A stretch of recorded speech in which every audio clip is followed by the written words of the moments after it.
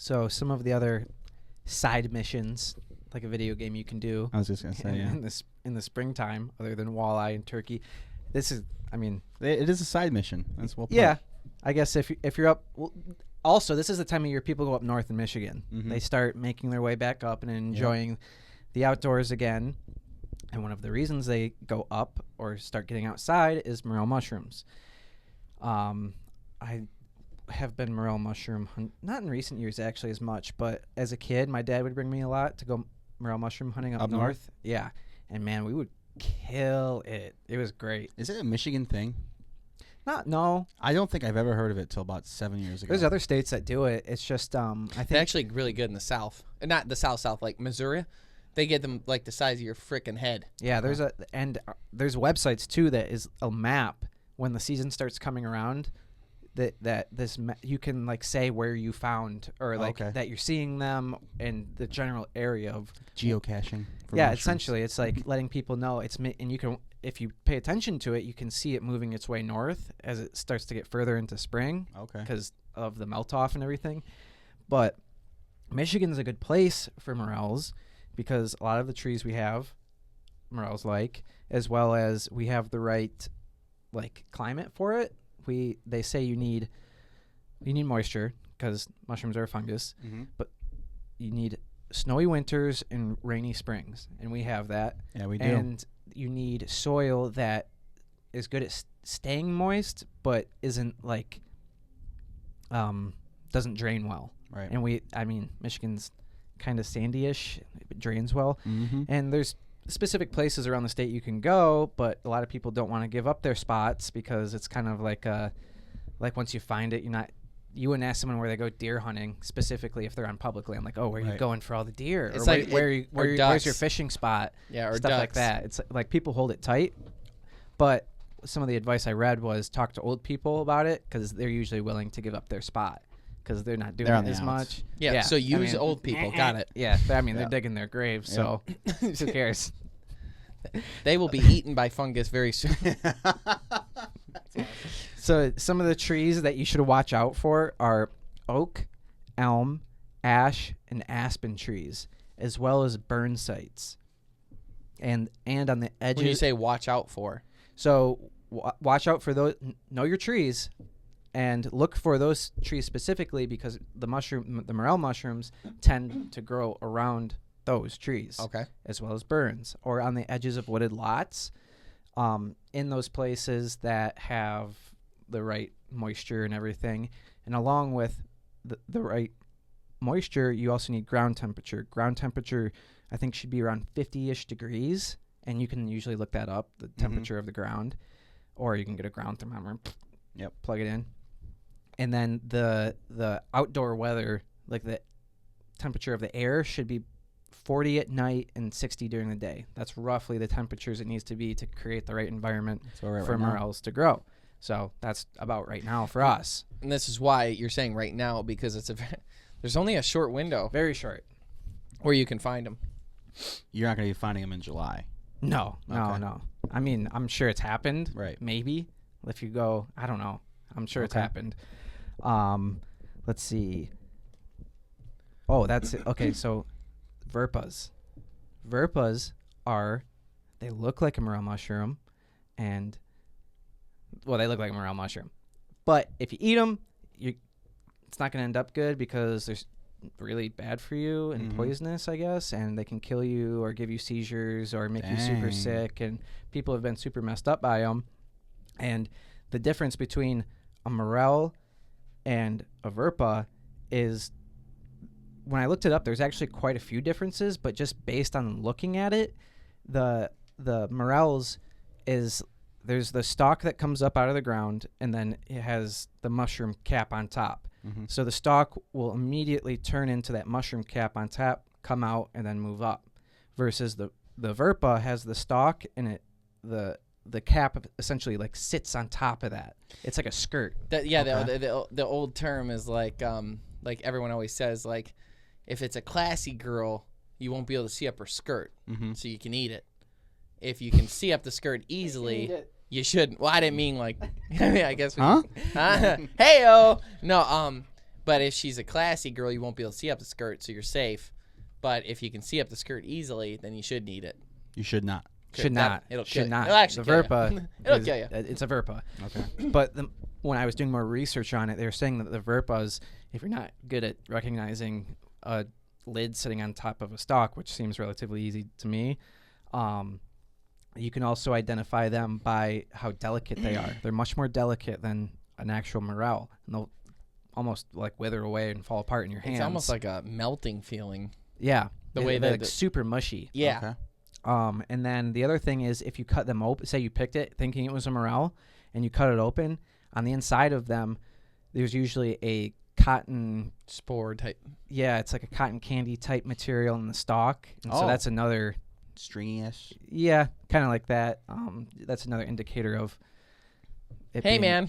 really bad for you. So anything with mushrooms, be super careful not to eat something if you're not absolutely sure. So following all these lessons, Jeffrey and I would go search for them. Another hot zone, but I read pros and cons on this, is old apple orchards. Yep. But the thing is, I read that you should stay away from them after I spent 4 years consuming everything I could find on them. And it said the reason being is because like all the fertilizers and stuff that they used to put on the trees, it like is in the soil and stuff like that. So it's not, the mushrooms could not be great for you because of that. But I've been eating them. So, but Jeffrey and I came across these ones that to me looked sketch. Yeah. Because the way the lids were. And they were called half-free Morels. Mm-hmm. And they look sketch as hell. There's another name for those too. I found out. What is it? Is it like skank skirt? No, it's kind of like that though. Yeah. It's called peckerheads. Oh, fun, fun. So, me and my buddy Jeff, couple of peckerheads out there looking for peckerheads. But yeah, the half-free ones. If we got a picture of those, we should show that too. Those ones trip me out because I'm like, well, and Jeff's just eating them, and I'm like, man, I don't know. I get that you're supposed to be able to eat them, but they, it's pretty close. yeah, man. So, do you want to explain how it looks? Or we'll show the picture, but go ahead with. So you have the Morel where the cap is attached at the base of the stalk is attached at the base of the cap, and then you have the Verpa, which is just essentially sitting on top of that cap, and then the half-free peckerhead is so funny. Is the in-between guy. So it's not sitting on top like the Verpas are, but it's also not connected at the bottom like the Morels are. It's you can in see why it between. freaked me out. Mm-hmm. And it's every plant grows a little differently. Like if you've ever seen a Morel mushroom, they grow funny. So I could see where it's like it's really close to the top, man. It looks like it's just sitting there. Right. I don't know if it's down far enough. So I guess the other indicator could be the cotton-like substance inside, but even then it's like, well, maybe the other thing, what if this one doesn't have it. The other thing that freaked us out was like the prevalence. We were finding like hundreds of the half-free ones. Okay. And like you start to feel like because of the number you're finding, you start to feel like this is something like it's too good to be true. You know what I mean? Like this can't be right. They did recommend that though, in some of the stuff I was reading, that if you find one Morel in an area, you should spend lots of time in that specific area within like a 50-foot radius. Right. Just look, because there's much likely to be more based on how fungus grows. The spores being sent out from its source aren't likely to go super far. So if you find one and then you walk 100 yards, you could be dead in the water. You're not going to find any for the rest of the day. Mm-hmm. Whereas if you just stayed there a little bit longer, you could have. Is there anything to that? I know they have like Morel bags that you're supposed to pick them up, and it's like they're like porous bags that have like holes in them. So when you're walking around, it's kind of like a net. It like lets out the spores hypothetically. But I read that was a myth. Is there any truth to it? I don't know. I'm sure. I don't know if that's true or not. Yeah, I'd like to hope it's true. I also know people say that you don't dig it up at the root. You like leave the bottom of it in the ground, and that's supposed to be good too. Yeah. Anytime I've done it, it was just like you would just go down to the dirt with your fingers and then pinch it off and leave the rest on there. I know some people kind of dig the whole thing up, but yeah, Yeah, we never did that. Another trick my dad taught me too when I was younger. I don't know if this actually works or if it's just something you say to a dumb little kid, but he would tell me, like, he'd say, He'd be like, "Go sit in traffic." yeah, go play in traffic. When we were walking through the woods, he would say, "Crouch down, and then close your eyes and just envision a morel mushroom. Just imagine that in your mind, just the shape of it and everything and what it looks like." And then, I kid you not, the first time I did this as a kid, I opened my eyes and it was like right there. I'm like, "Oh, what? There's one." Okay. Which it could have been totally set up where he's like, "I know they're here. I'm gonna do this for No, him." here's what I think. That's I think there is very Jeff too. I think there is something to it, and I'll tell you why. I remember looking for him the first time and being like, I'm not going to find one. Similar thing. I was actually just talking to Tiffany about this the other day. My dad is really, really, really good at finding 4-leaf clovers. That's like his thing. His party trick. He like goes out in the yard and finds 4-leaf clover. It's his thing. I don't know. You see him out there with like a super glue, gluing the other one on. No, and he would tell me when you do it, he would say, look for a square, because everything. Look for a square shape in your mind, because everything is a triangle. And if someone's like, go look for a 4-leaf clover, you'd be like, you're not gonna find one. Right. But because my dad did, and he told me what to look for, and then I would see him often find them, I believed it was possible. And I think what happens with morels and many other things is like, you have so many reasons why they might not be there. The time of year is wrong. It's a little late. It's a little early. It's a little cold. It's a little hot. So it's like very easy to be like, we didn't find any. They're not out yet. You could like really dismiss that when they might be there, but man, you got to look hard. It's like, if you didn't know that the Easter egg hunt was going on, you wouldn't be like, man, there's probably a random egg out there with some chocolate in it that's mine. Yeah. But because you know the Easter egg hunt's going on, you're out there like intently looking for one because you believe it's there. And I think the envisioning of it forces that like to the front of your brain, that trick. Yeah. It's like there's a correlation there where it's like, hey man, it's possible. Yeah. I mean, it helped me as a kid. Yeah. We would go up north and just find them like crazy. So it's a fun little thing to do. If you like just walking through the woods, might as well do that. The other They're thing, like darn good eating too. Yeah. As far as mushrooms go. So that was the other thing, how to cook them. How we always did it was we would soak them in water for a while. We cut them in half, long ways, and then you soak them in water for a while, and you'd be surprised at the amount of dirt and bugs that come out of it because they hide in all the little pockets and pores on it. And just make sure they're nice and clean. Throw them in a pan with butter. Sear them until they're nice and soft. They flatten out. You wouldn't expect it. And they look like little gross boogers, but they taste phenomenal. And you also want, another indicator that they're ready is the butter will kind of have like a dark creamy-ish look, or whatever liquid's in there. And then you can just eat them that way, or you can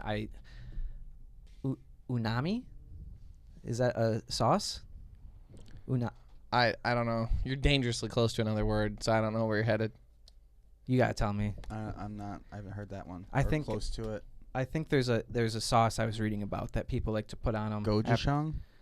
No. The punani sauce. Just say it. He's halfway there the whole time. I just helped him along. I think it's unami. Okay. But I'm not positive. But there's 1,000 different ways to do it, and we do it with grouse, and we do put wine in, cook them with wine, and that's another really good one. I've always just done the butter because they're so good. The butter is probably my favorite. It's a very nutty flavor. Yeah. Very nutty. And people who don't like mushrooms, if they can go into it with an open mind, they'll like that's them. what opened me up to mushrooms, because as a kid I didn't like the what are the big ones? Portobello. Yep. I didn't like those, and then I got into morels as a kid, and I was like, hey, it's not bad, and it opened me up to eating other mushrooms. Well, and now whenever I see a mushroom, I just eat it. Yeah, all of them. He was freaking out the other day, screaming at the ceiling that it was the sky. I don't know what mushrooms he ate, but he was freaking out. One place.